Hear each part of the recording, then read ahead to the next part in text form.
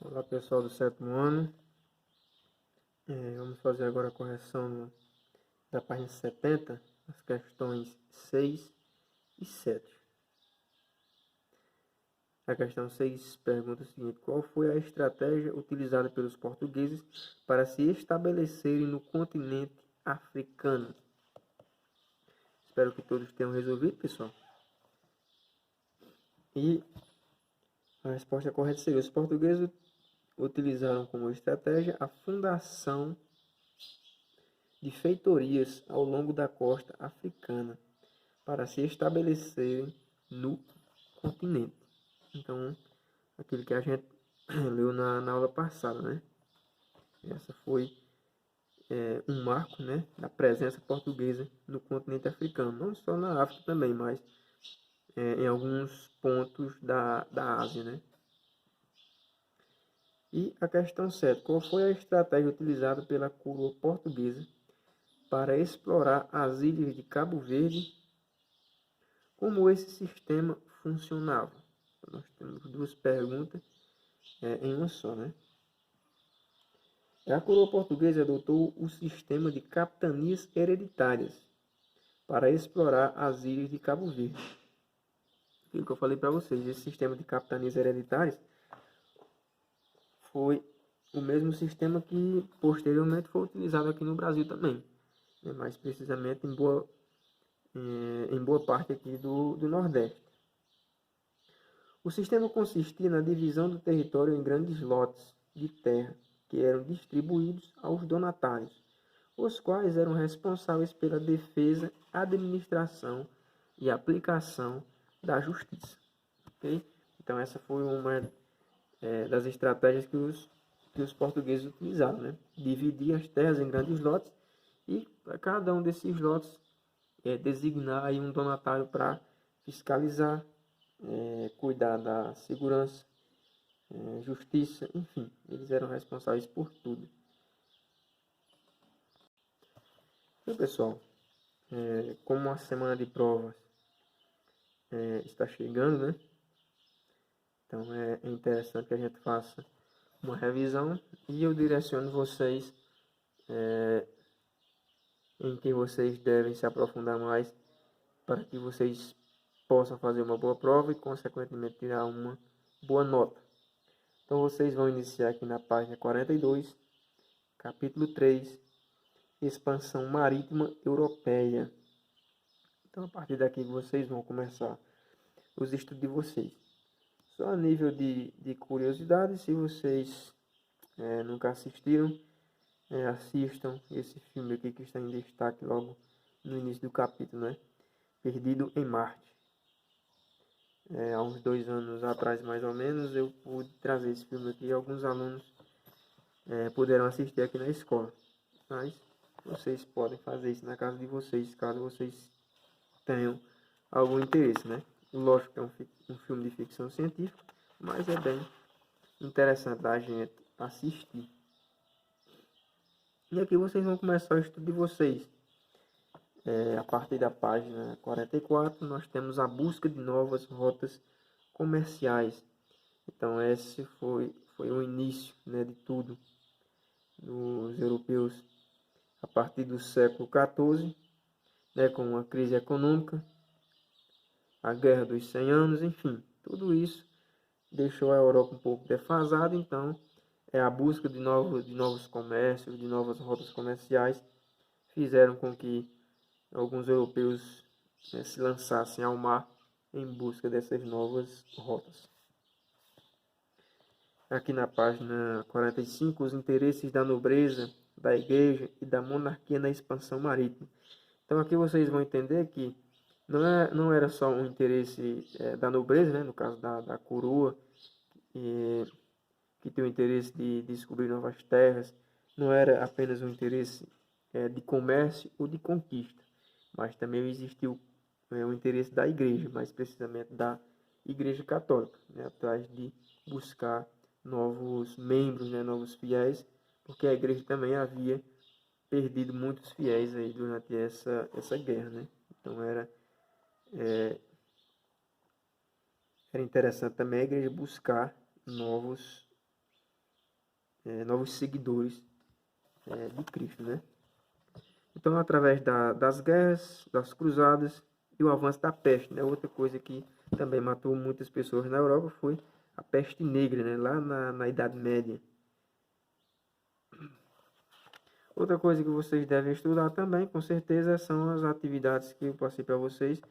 Vocês copiaram e resolveram aí no caderno de vocês. Então, a partir da página 45 já começam aqui algumas questões. E o livro de história é bem interessante porque vai se encerrando um assunto e já tem algumas questões. Então vocês já podem estudar também por isso aí.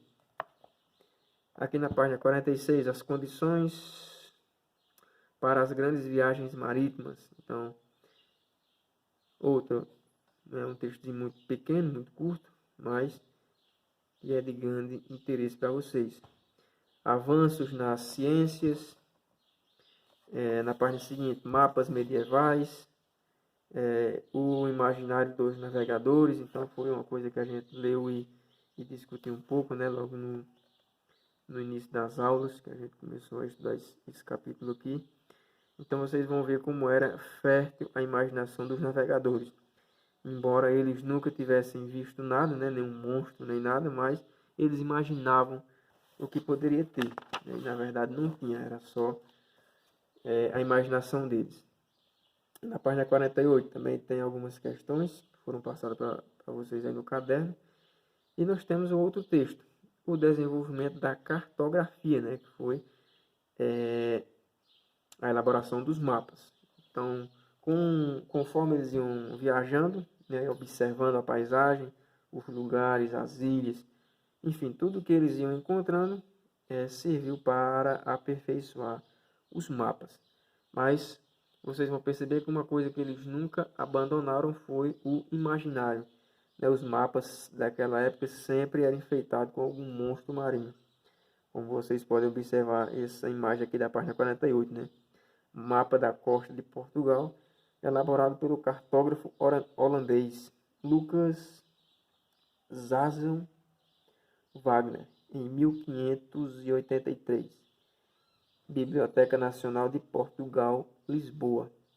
Então, por mais que os mapas fossem se aperfeiçoando, e alguns detalhes iam sempre sendo acrescentados aí, mas a imaginação dos marinheiros, né, dos viajantes, era bem fértil. Então eles nunca abandonaram essas crenças e esses mitos que eles achavam que tinha no mar, né?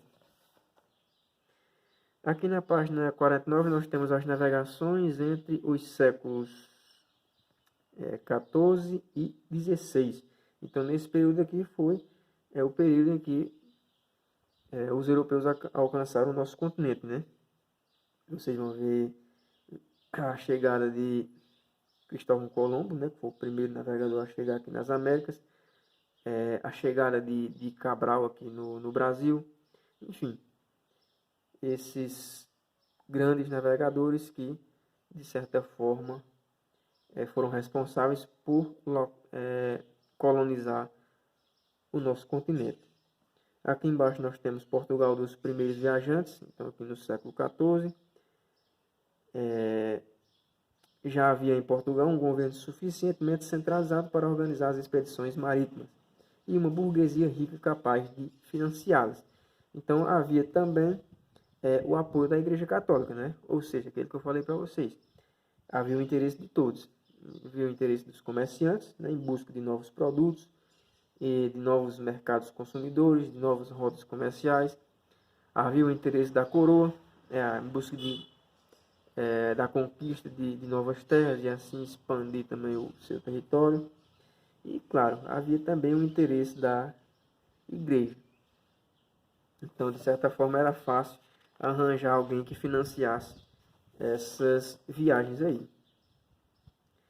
Na página 50, nós temos aqui etapas da expansão portuguesa. Então, eles partiam sempre aqui da costa portuguesa, né? Eles tentaram, a ideia era alcançar o continente asiático, né? Contornando aqui o continente africano.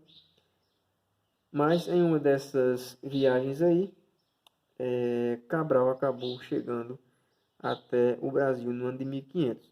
Mas vocês vão ver também outras importantes viagens, né, como o Vasco da Gama, que foi o primeiro navegante a alcançar as Índias. Vocês vão ver Fernando Magalhães, que foi o primeiro a contornar toda a Terra com um barco e pôde comprovar empiricamente, ou seja, através de experiência própria, que a Terra era realmente redonda. Enfim, todos esses navegadores aí foram de grande importância, não só para a Europa ou só para Portugal, mas também para o mundo todo, né? Aqui nesse mapa vocês vão ver viagens de Bartolomeu Dias, né, que foi o primeiro que começou a fazer as viagens aí. Alcançou apenas a pontinha ali do continente africano e retornou para Portugal. Viagem de Vasco da Gama, e esse sim foi o primeiro a alcançar a Índia, né? E viagem de Pedro Álvares Cabral de 1500. Então foi uma dessas viagens aí que ele alcançou o nosso país, né? O nosso continente. As navegações da Espanha, né? Então nós temos alguns navegadores importantes também. Aqui na página 51. Na página 52, porque o nome América? Então vocês vão ver que é em homenagem a um navegador também, Américo Vespúcio. Então foi o primeiro a contornar a Terra em um barco, né? E pôde comprovar que a Terra era realmente redonda. Viagens pelo Pacífico, né? Em 1513, o navegador espanhol Vasco Nunes de Balboa chegou ao Oceano Pacífico atravessando a América Central. Então ele achou ali um estreitozinho e conseguiu atravessar também. Tratado de Tordesilhas, né? O Tratado de Tordesilhas, datado de 1494, né? Que dividia aí as terras que eram para ser da Espanha e as outras que eram para ser de Portugal. Então vocês vão estudar um pouco esse texto também. O mundo após as primeiras viagens marítimas, aqui na parte 55. E claro, para fechar e não deixar vocês só lendo aí, pessoal, na página 56 tem a atividade, vocês vão copiar e resolver no caderno de vocês aí a questão de número 3, ok? Só peço que vocês estudem, leiam e releiam o quanto for necessário. Se for necessário também busquem outras fontes de informação e conhecimento. E claro, alguma dúvida que vocês tiverem, vocês podem também entrar em contato pelo WhatsApp, ok?